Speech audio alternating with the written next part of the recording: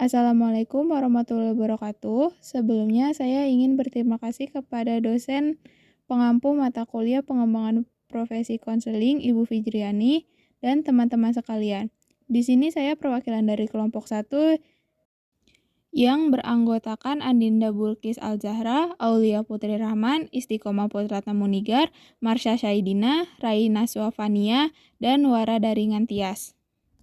Dan kelompok kami membawakan materi tentang wawasan dasar profesi.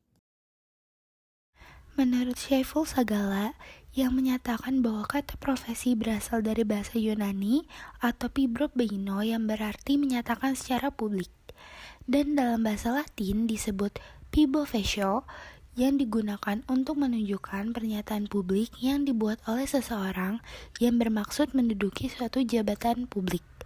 Selain itu, Cender juga menjelaskan bahwa profesi mengajar merupakan suatu jabatan yang mempunyai kekhususan bahwa profesi itu memerlukan kelengkapan mengajar atau keterampilan atau kedua-duanya yang menggambarkan bahwa seseorang itu dalam hal melaksanakan tugasnya.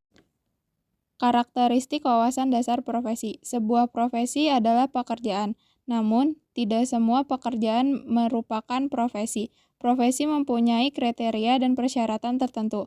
Misalnya, antara juru parkir dengan arsitek. Keduanya adalah pekerjaan, namun juru parkir bukan profesi, sedangkan arsitek adalah profesi. Dari dua pendapat ahli tersebut, di atas juga dapat diartikan poin penting tentang profesi, yaitu profesi menjadi kegiatan pokok dalam mencukupi nafkah dan memerlukan suatu kompetensi khusus serta selaras dengan norma. Sedangkan menurut Satu Wayan S. Wicaksana 2008, profesi memiliki 5 ciri-ciri yaitu adanya kaidah dan standar moral yang sangat tinggi. Hal ini biasa setiap pelaku profesi mendasarkan kegiatannya pada kode etik profesi. B. Mengabdi pada kepentingan masyarakat, artinya setiap pelaksana profesi harus meletakkan kepentingan pribadi di bawah kepentingan masyarakat. C. Adanya pengetahuan khusus, yang biasanya keahlian dan keterampilan ini dimiliki berkat pendidikan, pelatihan, dan pengalaman yang bertahun-tahun. D. Kaum profesional biasanya menjadi anggota dari suatu profesi. E. Izin khusus untuk menjalankan suatu profesi. Setiap profesi akan selalu berkaitan dengan kepentingan masyarakat, di mana nilai-nilai kemanusiaan berupa keselamatan, keamanan, kelangsungan hidup, dan sebagainya. Maka untuk menjalankan suatu profesi harus terlebih dahulu ada izin khusus. Untuk menjadi profesional dalam bidang apapun, seseorang harus menguasai dan memenuhi ketiga komponen trilogi profesi, yaitu yang pertama ada komponen dasar keilmuan atau ilmu pendidikan. Konselor diwajibkan menguasai ilmu pendidikan sebagai dasar dari keseluruhan kinerja profesionalnya dalam bidang pelayanan konseling, yaitu konselor digolongkan ke dalam kualifikasi pendidikan dan oleh karenanya pula kualifikasi akademi seseorang konselor pertama-tama adalah harus menjadi sarjana pendidikan. Yang pertama ada komponen substansi profesi. Adalah proses pembelajaran terhadap pengembangan diri atau pribadi individu melalui modus pelayanan konseling. Maksudnya, di atas kaidah-kaidah ilmu pendidikan itu, konselor membangun substansi profesi konseling, pendekatan dan teknologi pelayanan, pengelolaan dan evaluasi, serta kaidah pendukung yang diambil dari bidang keilmuan lain. Semua substansi tersebut menjadi isi sekaligus fokus pelayanan konseling. Yang kedua ada komponen praktik profesi, yaitu praktik pelayanan konseling terhadap sasaran pelayanan merupakan puncak dari keberadaan bidang konseling pada setting tertentu. Mutu pelayanan konseling diukur dari penampilan praktik pelayanan oleh konselor terhadap sasaran pelayanan. Pada setting satuan pendidikan misalnya, mutu kinerja konselor di sekolah atau madrasah dihitung dari penampilannya dalam praktik pelayanan konseling terhadap siswa yang menjadi tanggung jawabnya.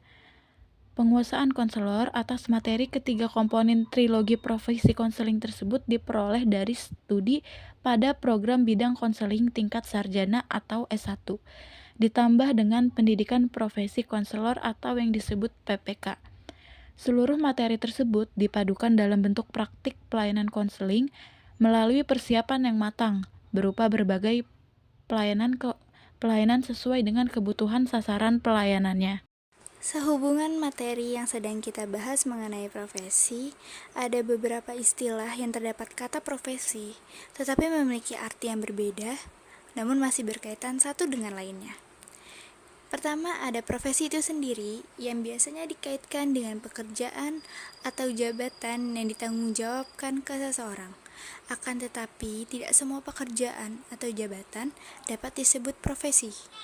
Hal ini mengandung arti bahwa suatu pekerjaan atau jabatan yang disebut profesi tidak dapat dipegang oleh sembarang orang, melainkan butuh suatu persiapan melalui pendidikan dan pelatihan khusus. Lalu ada profesionalisme yang merupakan komitmen para anggota suatu profesi untuk meningkatkan kemampuannya secara terus-menerus. Profesionalisme ini juga mengacu pada sikap mental dalam bentuk komitmen dari para anggota suatu profesi untuk senantiasa mewujudkan serta meningkatkan kualitas profesionalnya. Dan yang terakhir ada profesionalisasi yang merupakan suatu proses menuju kepada perwujudan dan peningkatan profesi dalam mencapai suatu kriteria yang sesuai dengan standar yang telah ditetapkan. Profesionalisasi juga merupakan proses atau perjalanan waktu yang membuat seseorang atau suatu kelompok menjadi lebih profesional lagi. Sekian presentasi mengenai wawasan dasar profesi dari kami kelompok 1. Kurang lebihnya mohon maaf dan terima kasih atas waktu yang telah disediakan. Wassalamualaikum warahmatullahi wabarakatuh.